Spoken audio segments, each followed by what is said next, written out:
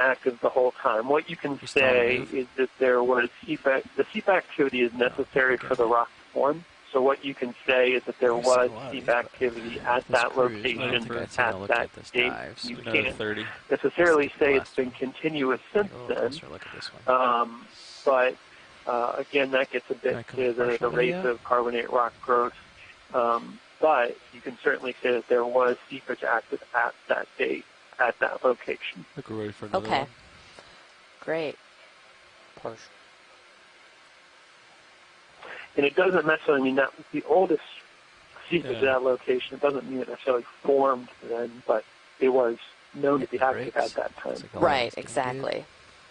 Yeah, it's really difficult to, use these as any type of chronology in the sense of, when did they turn on, when did they turn off, because especially as we've talked about is how much they actually do migrate and move where the methane is coming out. Not sure why I'm getting pushed forward. Stand by. That's right, and there are different scales of sort of turning on and off. So I've been on an Alvin dive where we've watched seeps turn on and turn off over the course of maybe 10 or 15 minutes. We also have repeat surveys by the Okeanos Explorer at Norfolk Canyon where they do their patch test for the sonar every year that show that the seeps are turning on and off over the course of, you revisit it sort of once a year, and you can see that at that interval some are on and some are off over a number of years. So there's sort of appears to be a bit different scales of ephemerality. And certainly when we get into longer, multi-thousand years, that introduces things like changes in global sea level, which affect pressure and hydrate stability and might impact the ephemerality of these sites on those much longer time scales.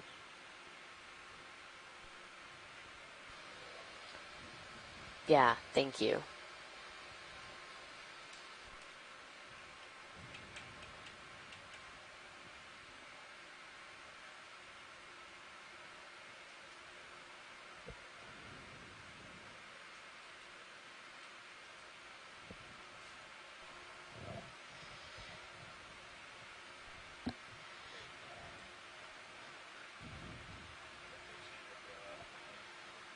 And we've been watching this pycnogonid, or sea spider, as it is walking across the seafloor.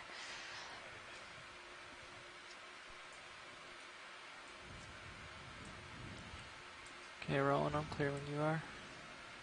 Lasers, yeah. On the same page.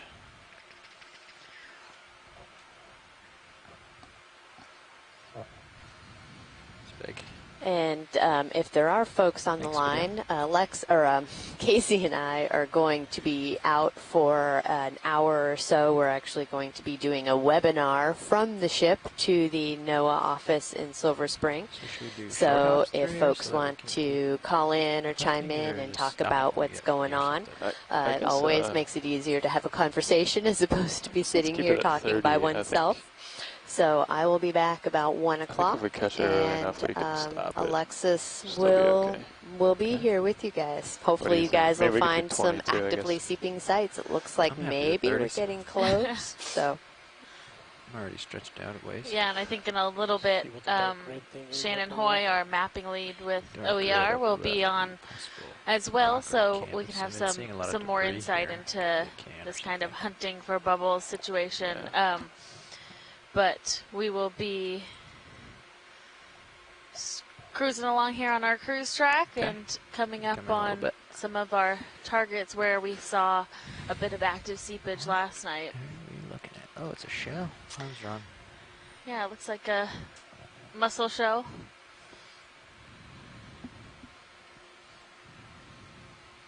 It is clear. Okay, pilot's clear.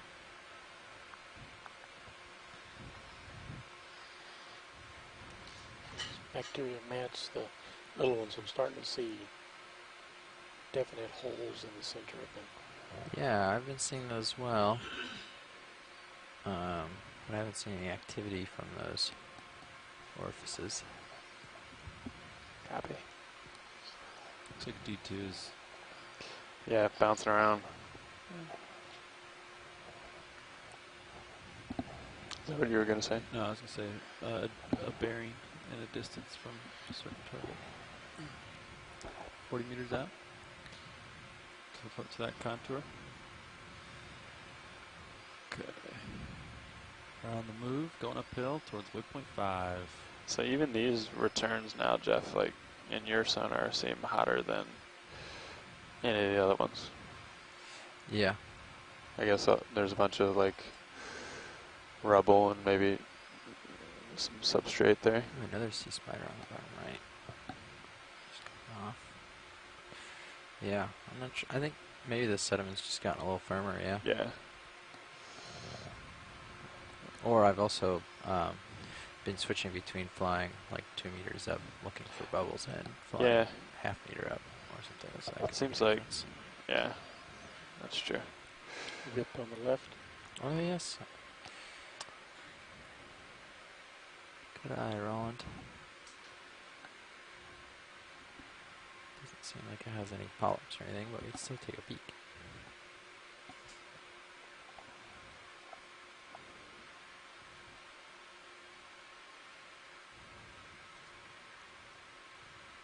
Take a partial on the whip, just see if it has anything going on, other than being some sort of stock. Yeah, it looks like a stock. Since we saw that Beluga earlier, it makes me wonder if maybe that's what this used to belong to, is a sea pen. Oh. Yeah, you can see a little bit of tissue on the stalk, but just at the top, it is. Looks like it's been clipped. Okay. Moves complete, pilots. You want another one? Yeah. Yeah. Yeah, I just have to make sure I avoid this. Yeah, understood. Yeah, we'll be smart about it. Tilt up, I can show you the distance. Avoid that.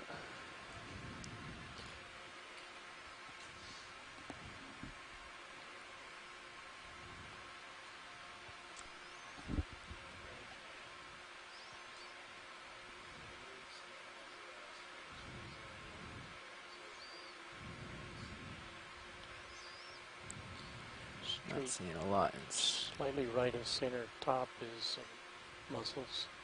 Yeah, I see that. Okay. Everything else out there.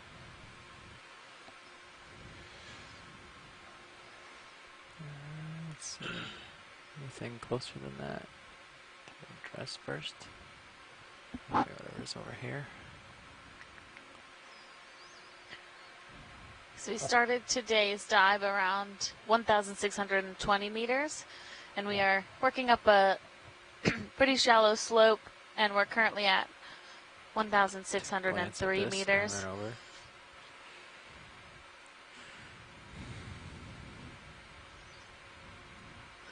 Looks like we have something in the distance. Yeah, another, like a little electrical panel or something. Definitely.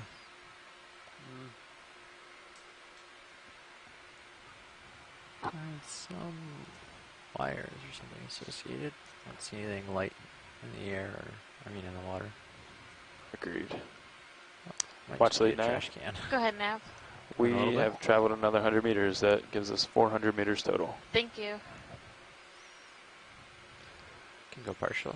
Just check out what this is.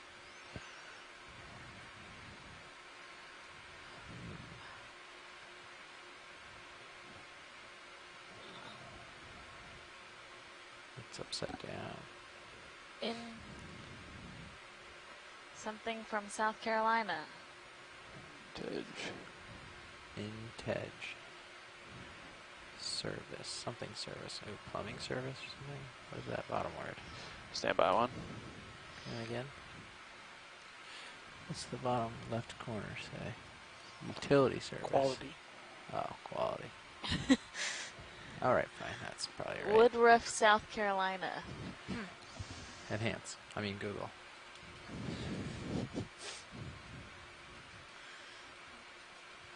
definitely a cable associated.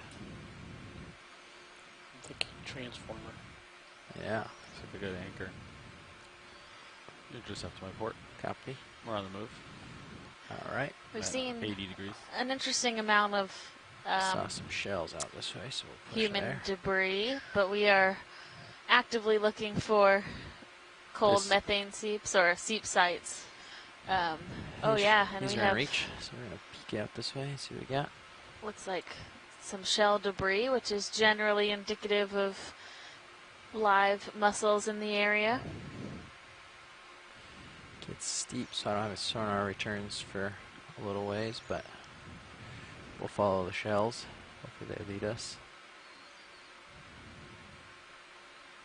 Just off to my port side. Copy. Port side. Coming in. To view. Ah. Oh, food service. Another pygnogonid on the left. Yeah, another large pygnogonid. Sorry, just a little behind track here. So No, you're fine, pilot. Sorry. No, you're good. Making comments. Co-pilot, permission to adjust your sonar? Yeah, go for it.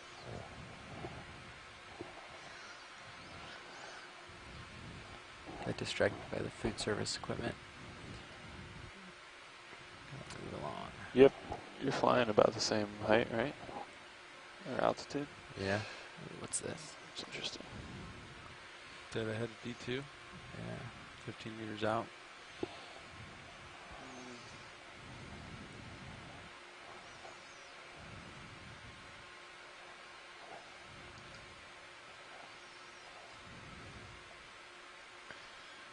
It's another spoonworm proboscis on the bottom.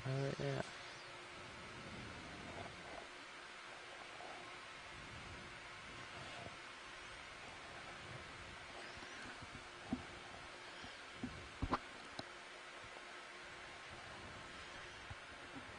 And if you're on shore watching, we are currently underway with dive 19 of Windows to the Deep 2019. We've had an opportunity to explore a number of different habitats off of the southeast U.S. as well as now in more of the mid-Atlantic region. Much brighter. And we are ending this cruise with an exciting methane seep exploration dive. Can we turn to keep you in view? Yeah, I think we're gonna head up this direction. Oh, we should take a peek out to the east here just to confirm there's absolutely nothing over there. Yeah, agreed. Yeah. Copy. Just confirm. Just confirm there's no targets over here. We'll just take a peek real quick before we move on. So this is the track.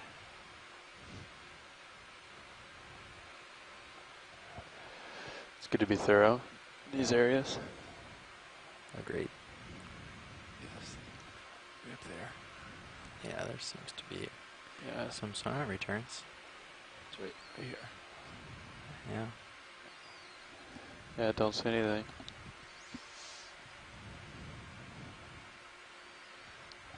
Oh yeah, there's some more, looks harder substrate up there.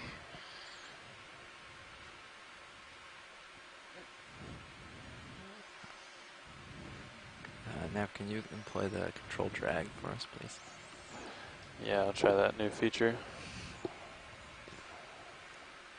I don't see any bubbles yet. Have you guys? No bubbles. I see some mat and some shells here on the left. Yeah. Thank you, Bridge. If we can do a zoom on the patch of mussels. Come in a partial zoom, fly through this Yeah. area. Come on in. Looking for bubbles. You could probably just rename that target.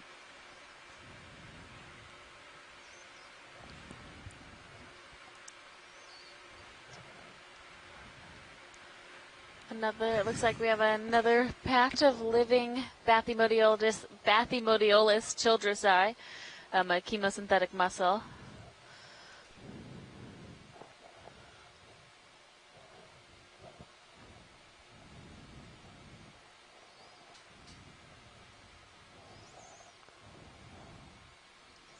Nice view from Sirius.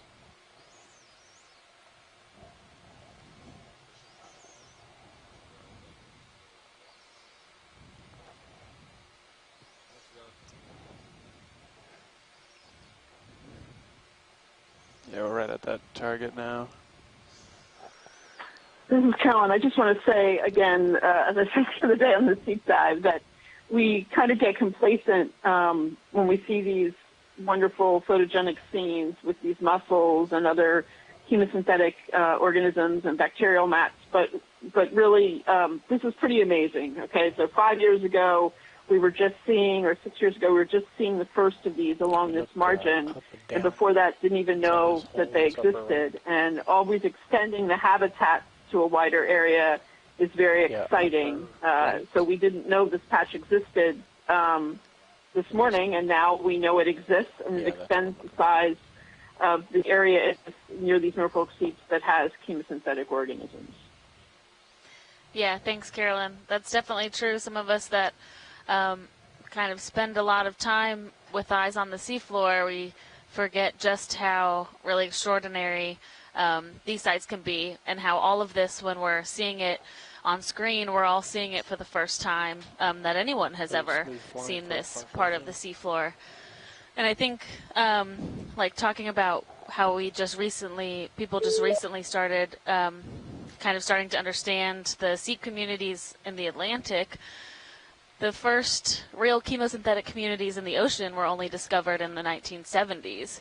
So when you think about how much is still left to learn about all the different various parts of the ocean, and how really recently there's a pretty large mussel on the bottom of middle. Can we just get a close look at that with lasers on?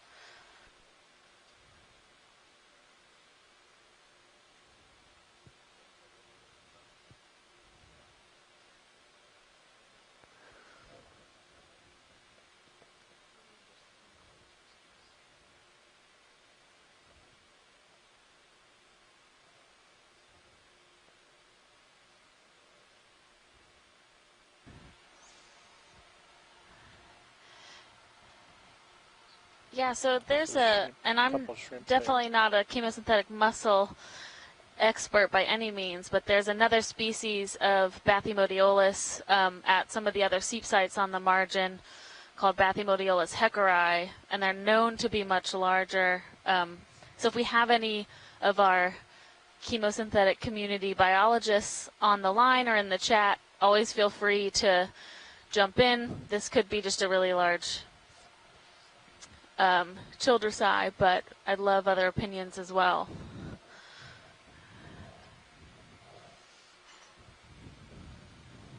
Oh, good eye. There's a lot of snails on these mussels, which we haven't been seeing throughout the rest of this area. All the extra lights. But we do often see snails on other chemosynthetic communities. Yeah, will give us more red.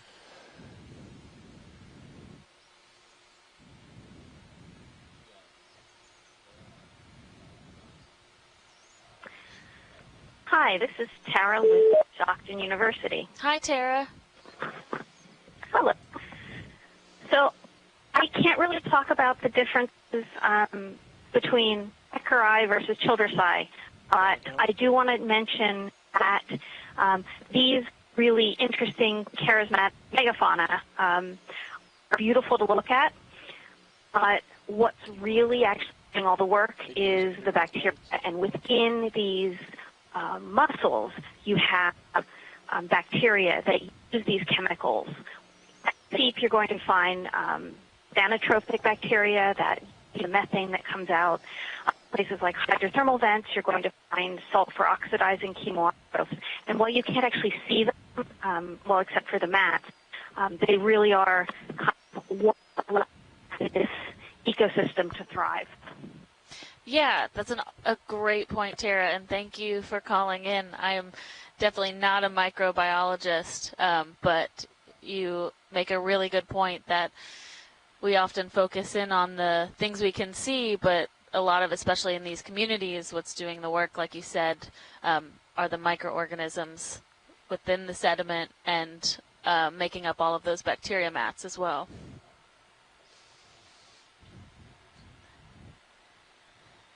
Yeah, but it's harder to actually visualize them when you're actually broadcasting. So, I'm just as happy for these environments that allow us to actually get a sense of what's there. Oh, is that a really small bubble? We have really small...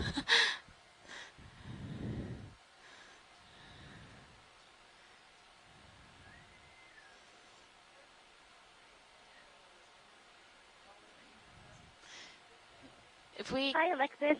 Hi, is this Cheryl? Cheryl. Yeah, I just wanted to say I hope that is a Bathymodiolus peckeri. My lab was involved in working on the mussels, characterizing the mussels from this area in the Mid-Atlantic Canyons project, and we saw mostly Bathymodiolus childresi based on DNA sequences, but there was one peckeri, and it's actually the depth that this is at was shallower than we would expect to find peckeri, but it's exciting that there might be more of them. It was only one out of something like 100 mussels that we sequenced, so that's really exciting. Thanks, Cheryl. That is really exciting, and we I think later on in the dive we will attempt to collect a mussel or two as we're going through, but we're probably going to do that just a little bit later, and if we happen to find one that is larger and something that we can get with the ROV, we'll definitely go for one of those. Yeah, great. It'd be nice to get some smaller ones as well, and for the comparison. Yeah, absolutely. This is so exciting. This is really great. Good. I'm glad everybody's on today watching our last dive, which has been going really well so far. It sure has. I can't believe it's the last dive already, but it's been such a great expedition. Yeah, it's a nice addition to the expedition you were on last year out here in 2018, where we got to characterize a number of other sites. Yep. It's amazing what's off our coasts right here that we get to see for the first time and share with the world this way. Absolutely.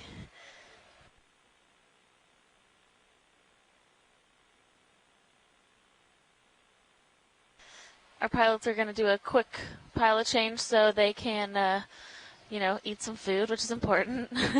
And I have sitting here with me from the NOAA OER team is our mapping lead. Hello, everybody. I'm Shannon Hoy from NOAA's Office of Ocean Exploration and Research, and I'm the mapping lead, sitting in for Amy for a bit while she's doing a seminar. She's doing a seminar. So I'm just here to keep Alexis company, and if you have any mapping related questions, I can answer those, or just join the ride with you guys. Yeah, we have a great team out here with us. You hear Amy and I on the OKEX line a lot, and you hear our pilots and our video team, but we also have a lot of people that work behind the scenes, essentially, like Shannon, who spends, all day helping us make products about the seafloor that we're exploring, and then her mapping team works all night to create those maps and really give us that context for where we are within this mid-Atlantic region.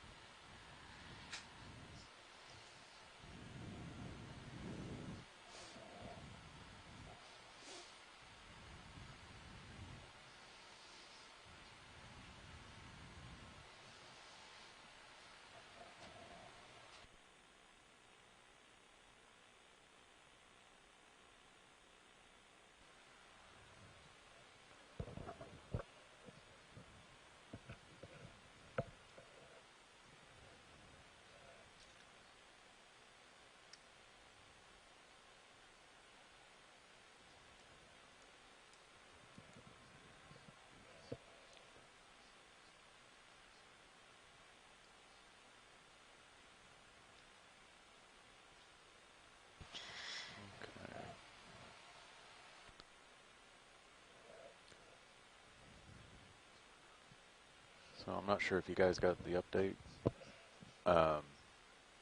We're headed to waypoint 5, but we're going to try to stop Cirrus a little bit shy of it and then have D2 go out to it. That way we can kind of follow the contour over. They don't want us to come back down. Copy. Yeah. Other than that, bail out southwest. So it's just as a heads up. And well, it's, if we go by Cirrus, it's about 40 meters to that waypoint. Probably cut it a little bit short, maybe 25 to 30. It'll put us kind of in that. Yeah, we could probably go 30 and then see where we are. And they've been doing a bearing of 40 degrees. Looks like what y'all are about set up for, right? Okay. So you're ready to? Yes. Okay. We'll do that. Bridge nav. Yeah, you ready for a move? Okay, distance of 30 meters, 30, bearing of 040 at a speed of 0.2 knots. Roger that, thank you.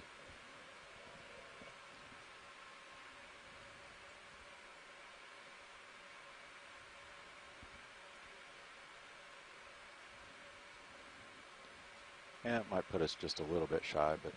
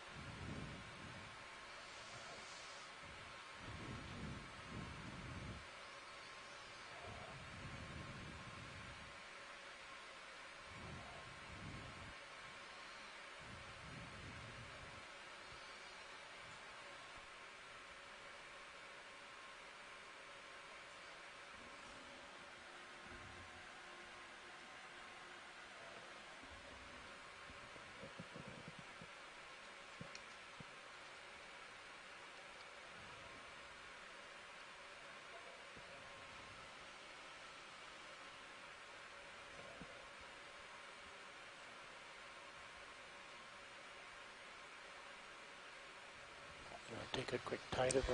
All right, everybody. It looks like we have a mapping question coming into us, asking about a Z bias, for example.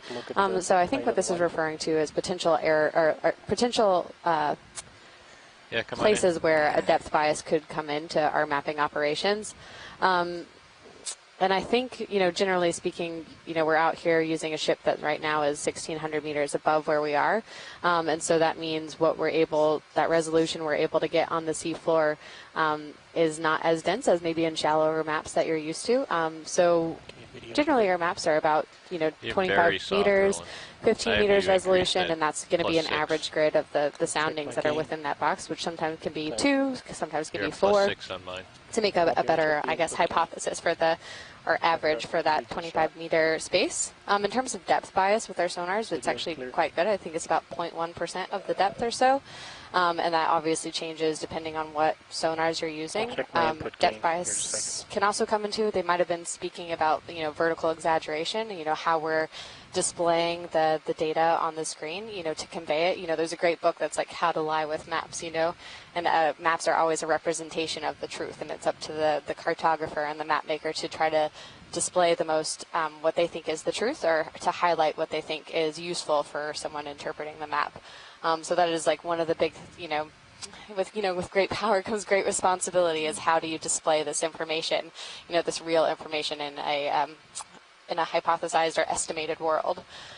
So we try our best here to get the correct position and to convey the correct, exaggeration of the bathymetric features to both aid scientific interpretation as well as ROV operation.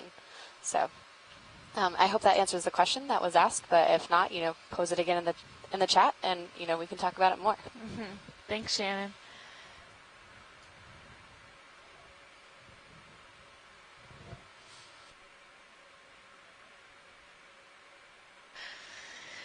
And we have another. We have a pretty large carbonate outcropping here, and like Adam had talked about earlier, these really large areas of rock are created by the bacteria that Tara was talking about as well, and this can take a really long time, and these are pretty significant rock features. Copy. If we could have lasers on. Lasers on. Thank you. So those lasers in the center are 10 centimeters apart. So again, these slabs are quite significant. Yeah, right on the top of that rock. Sorry, go ahead, Carolyn. Go ahead, end video. Oh, okay. Yes, Carolyn. I just wanted to reiterate something I said earlier in the call. We have been collaborating with British Geological Survey, specifically Diana Say and Dan Condon, who are experts in uranium thorium dating of these complicated orthogenic carbonates. And the ones here are being dated about 3,000 to 5,000 years old. Again, that only means that methane was being emitted around that time. It doesn't mean that's when the seep started. It doesn't mean it's been continuous since then. It's just that the dates so far seem to be coming down in that range. An early date was published in Nancy Prouty's ECSL paper in 2016 from a NOC dive on which they collected samples. Great. Thank you, Carolyn. Video's clear. Okay, come on up.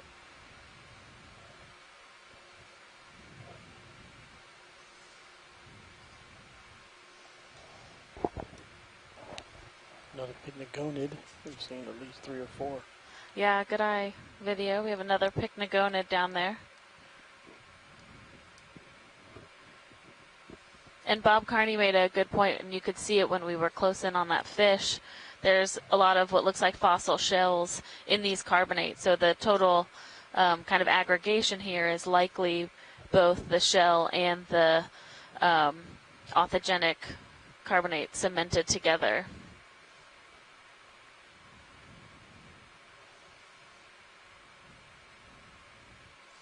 Yeah, this is really great to see. Ship should be the previous work in this area had documented a pretty vast cold seep area with large mussel beds, and really what we're able to do today by surveying this track is that we're able to continue to add to that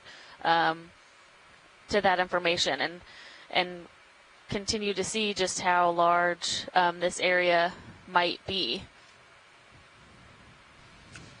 Yep, and something I always think that is fascinating is that, from what we can see, there's not a massive abundance yet of bubbles, and the capabilities of the technology and the scattering of that bubble, that contrast between that air and that water, our sonars are able to pick these up from 1,600 meters above them, and it's quite always an impressive feat of technology and physics to just even understand how that's possible, that they can maybe find just a few bubbles going through the water column.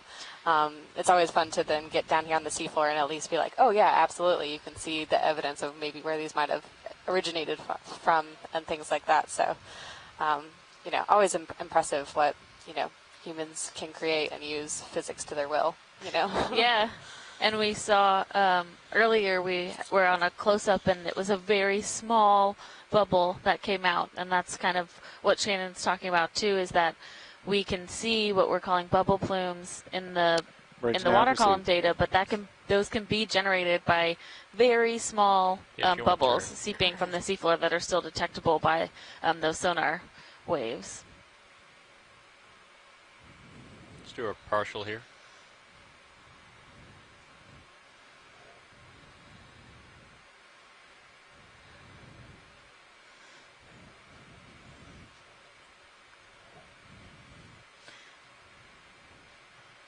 Yeah, another dense community of mussels here, and at the top, all those little white dots, when we've zoomed in earlier, we've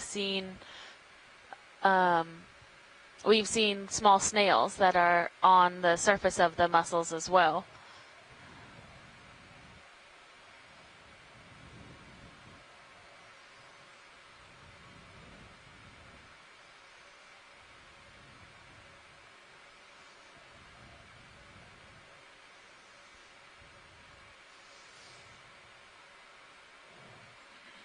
There's a stalk right. It's got a lot of that fuzz on it.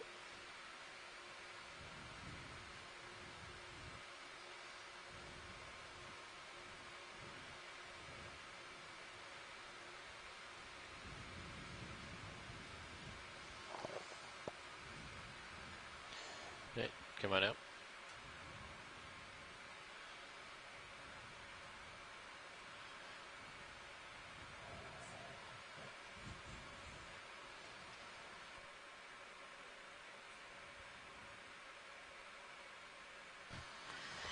So cool to see these communities. You know, usually I'm in there still making maps or, you know, processing data or something, so I can turn around when everybody starts gasping, you know, and see things, but it's fun to be in here real time and see as they come through.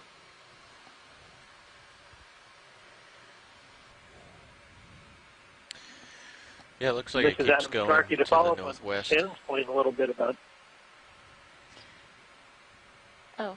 the technology. What is also really amazing is the ship's sonar images the bubble plumes coming out in this location as they did overnight on the Okeanos Explorer.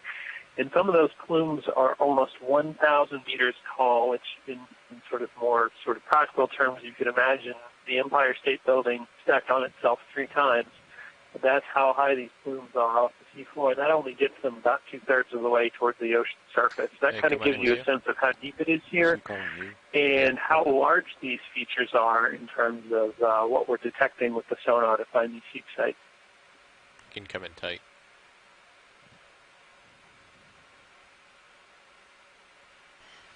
Yeah, I just wanted to get a look at some of this area where it looked like there was really, really dense bacteria, and there is, and they're still coating a lot of these live, but also dead mussel shells. It's just really crazy to think about that this is a bunch of very, very tiny microorganisms all making up this white fuzzy mat. And what they're able to do is process chemicals for their energy versus, which is why we call it chemosynthesis versus photosynthesis, where you're using light to create energy like most of what we're used to on land. And it's just such a different process and something that there's still so much research going into to understand and even just identify the bacteria.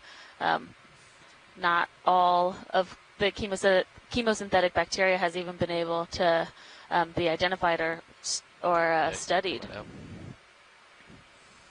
So are you dropping waypoints on some of these? So right here, that's the heavy one. Yeah, there wasn't any on here, but I'll get it noted down.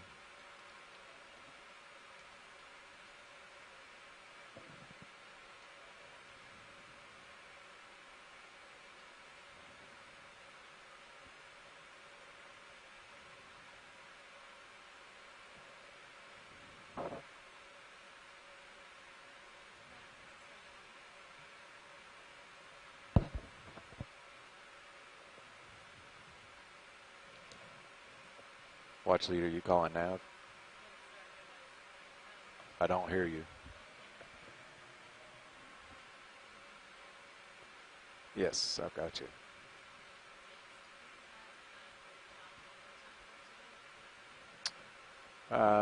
Well, from here, gives us a little over 3 hours. So, yeah.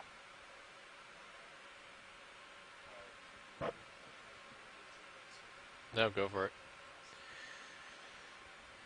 Yeah, you can just let me know what you're doing. You don't have to ask permission. Just be like, all right, I'm following you to the left. And if I don't like it, I'll let you know not to do it. So,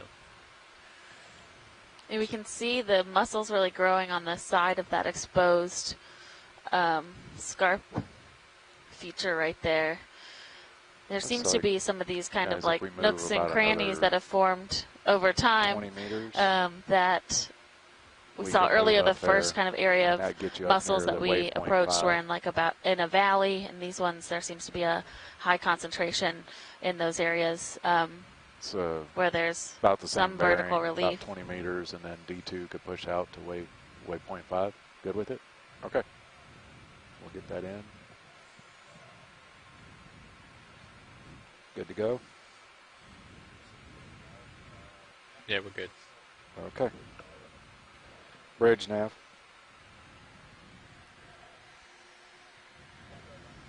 Ready for a move? Distance 20 meters, 20, at a bearing of 040 at a speed of 0.2 knots.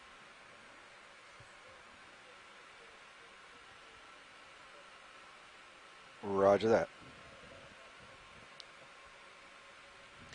Can you come in a little bit on the map? Yeah. Thanks. We'll just leave 6 in there.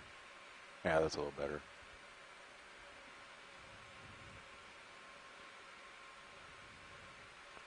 Like I said, I think that'll put you in a good distance to be able to reach out. Well, I can say every time we do a seep dive and do the survey over it, you know, there's not too much exciting, you know, during our overnights or when I come on at 4 watching the multi-beam screen and stuff like that. So anytime we're doing the seep searching and stuff and you see those big plumes, you know, going through both the multi-beam and the EKs, it's quite an exciting time for me and my, you know, watch leads at 3 a.m. So we're always looking for more seeps as it breaks up a little bit of, not the monotony, I would say, of bathymetric mapping, but, you know, changes it up just a bit. Yeah, it's cool to come in and see in the way you can see the plumes in the water column data as it's being collected, and then Shannon and her team go back and can post-process that so that we can actually overlay those plumes onto the maps that she creates. Yeah, I was up nice and early this morning with Shannon around 4 a.m. to take a look at some of this data before we had our dive today. So we've been quite invested in these seep, kind of the whole process of the seep exploring. It's new for me. I'm more of a deep sea coral person at the moment, but who knows what I could get into in the future. You can ask the scientists if you want the correct answer, or I can make and this something is Adam Starkey. I was just going to mark it. I can echo a little bit of what Shannon said. In 2012, I had her position on the ship as the mapping lead for the Okeanos Explorer team, and we were at this exact location in November of 2012 conducting bathymetric surveys. It was not an ROV cruise, just a mapping cruise, collecting bathymetric surveys. And this was the exact location that we first imaged on the multi-beam sonar, a plume on the North Atlantic margin. And so that was, as Shannon said, sometimes making maps of the seafloor, as amazing as it is technologically, it isn't as exciting for folks at the ROV dives. But I remember being on that cruise and the excitement went through the ship when we found those first plumes and realizing it was really a major discovery and kind of figuring out if we could indeed find more, which we did on that cruise, and then it's been amazing, all the follow-up work on it. But that is some of the most exciting parts of the mapping work is when you get to see these bubble plumes coming up through the water column and identify them with the sonar system.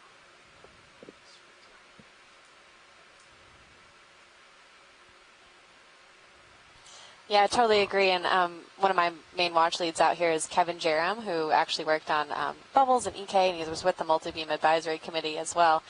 So it's always fun because it's at the end of his watch too. So, you know, he's done, 10 hours or so before that, and he's the overnight one. So to come in and wake up, and he's a bit, I don't want to say giddy, but maybe giddy every time there's these massive plumes coming up. So it's fun to see, and especially towards the end of a long cruise, just as morale, it makes morale go up and everybody's happy.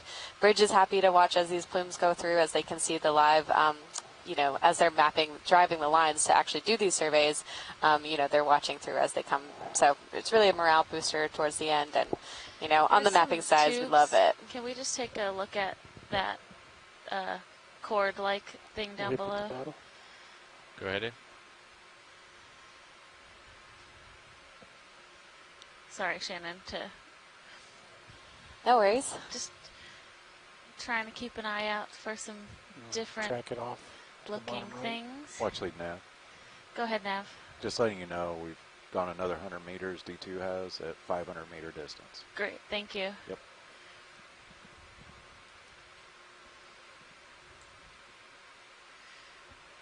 Is that monofilament?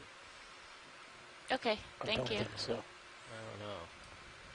So it looks similar to the tube that was up there. Oh, some zoanthids probably growing right there. That's interesting. Wow, this is very long. Oh, is this just like a cord? I think this is It's right there. fishing line. Oh, okay. I'm It's guessing. just been, I think so too. Looks like it's just been completely covered in bacteria and Video's clear. that's good. Thank you. Out.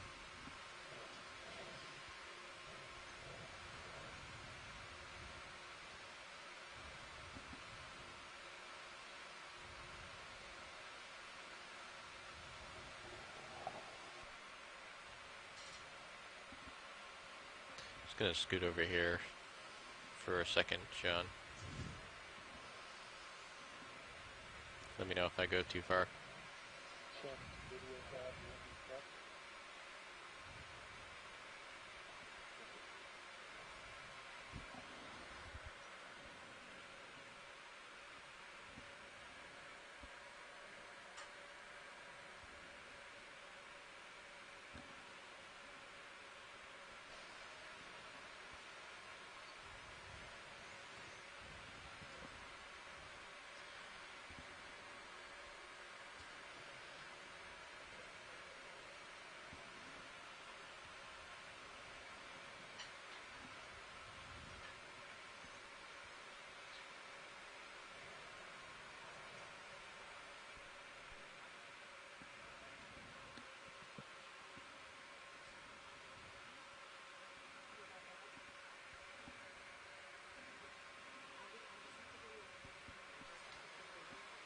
Could we get a snap on this fish?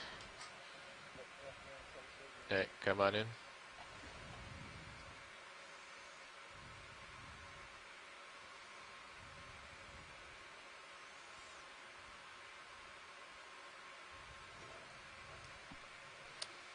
I wonder if we get front lights. This guy's very dark complexion.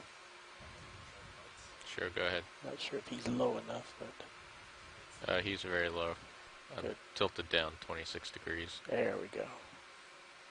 Thanks.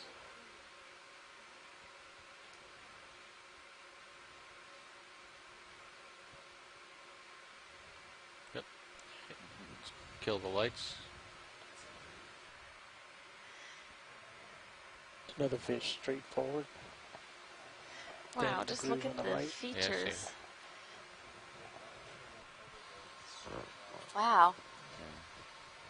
Yeah, I was going to say we're probably close enough, huh? Yeah, and that's an interesting thing to point out as well is, though we have these, we've imaged all the bubbles that are coming up, maybe not all, but the bubbles that are coming up, and also the bathymetry, but, things like this are Right a bit off your small for port our side. sonar to see. Yeah. So, Yep, another I see it. fascinating thing is, looking at the bathymetric grid that we have in I know. comparison to what we're seeing real time. Got stuff here. And the information that you would get by having like either not a more high resolution technique, like putting something closer to the seafloor and flying it around, so that we could see all of these mounds, these more locally high if you're topography. looking at that right now, if we move towards waypoint 6, is that going to be in the way of Sirius?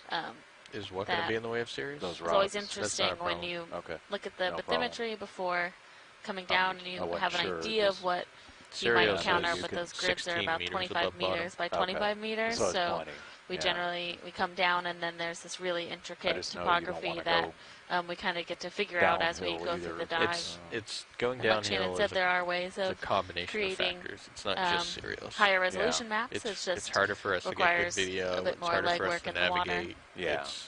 Yeah, a bit different There's a lot of tools, I'd different say. things. Yeah. Okay. So.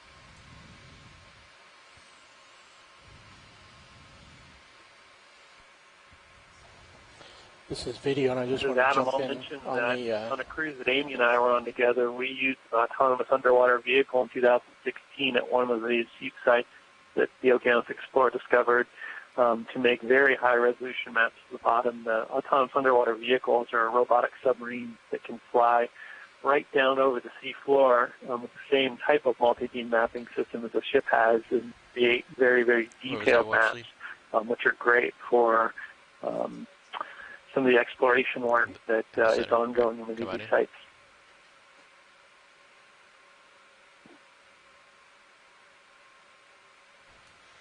So this is a pretty large mussel. Can we have lasers on when you have a chance? Oh yeah, so this is at least 20 meters. I'm sorry, 20 centimeters. I'm sorry, 20 centimeters. I was like, we could almost see that in the multi-beam. Yeah. Does this look like it's alive if we come out around? partial video. I don't think it's alive from my view. Not the big one.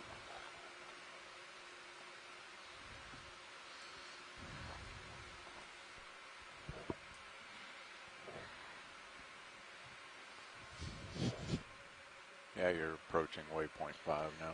Hey, come on in video.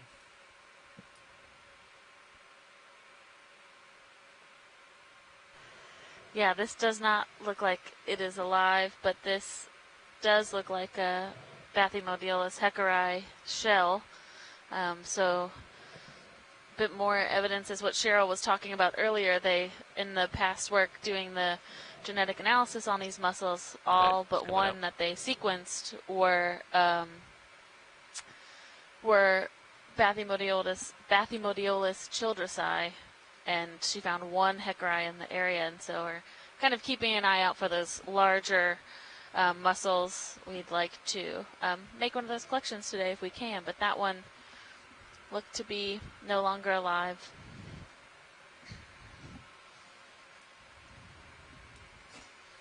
Even though it would have been the perfect spot to collect if it was alive.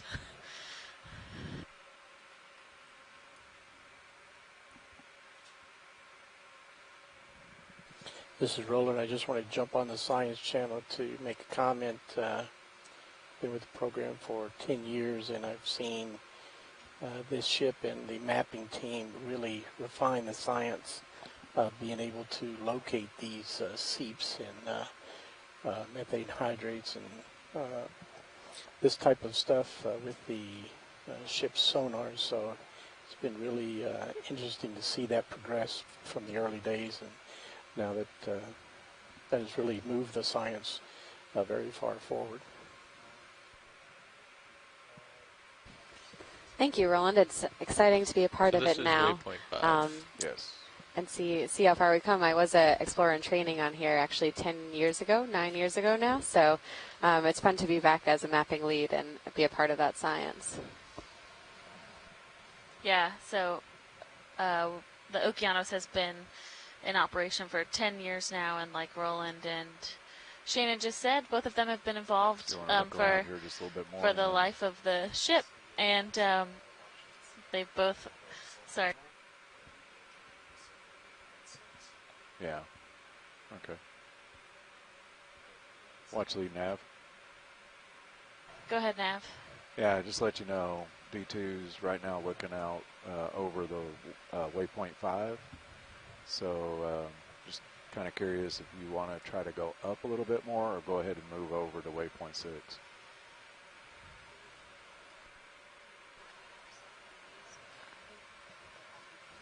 Yeah, so I think it would be best just to go on to waypoint 6.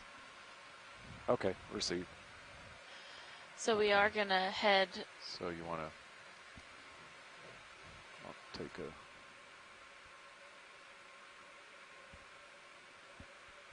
It looks like from Ceros about 110. Yeah, so we've been in this area where we've seen a good amount of live mussels and these larger outcrops. Our next waypoint that we are planning to investigate is essentially due west, where there's another grouping of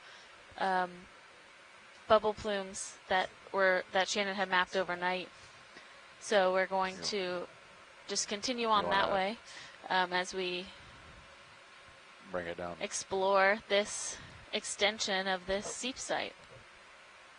Bring it down just a little bit, maybe. Then. So, what were you talking about as far as direction? Yeah. 110 from Ceres. That's fine with me. Oh. Okay. So the bearing on the move is still 110, Mark. Oh. There we go. Disable.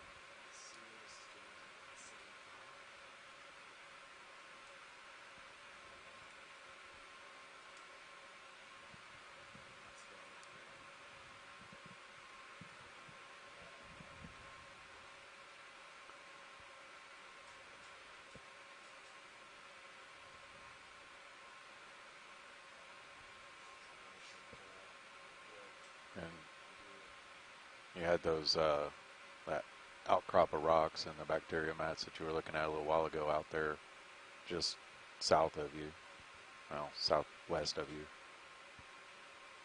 So,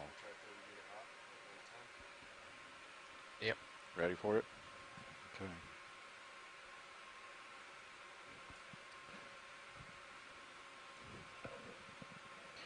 Bridge nav. Yeah, you ready for a move? Okay, distance 30 meters, 30. Sorry, bearing 110, 110 at a speed of 0.2 knots. Roger that, thank you.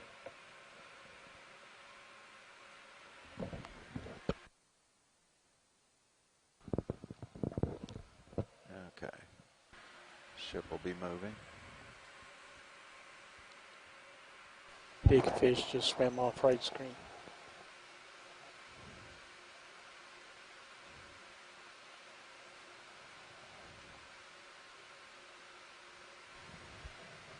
I think we've seen this hake a couple times today. It's a hake? Yeah.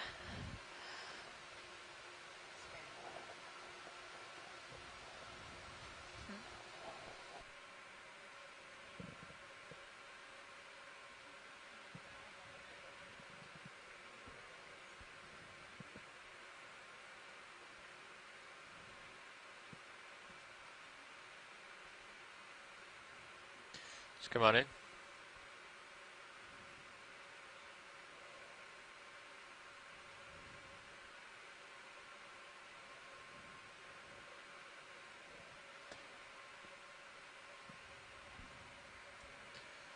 So what's the bailout? Southeast? Southwest. Bailout Southwest. southwest. Laser's clear. I'll zoom out. You can see they changed it. It was southeast earlier, but southwest, okay. Southwest, yep.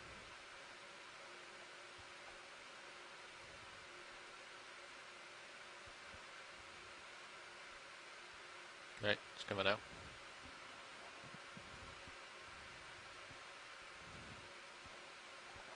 Bring the lasers back on if you want.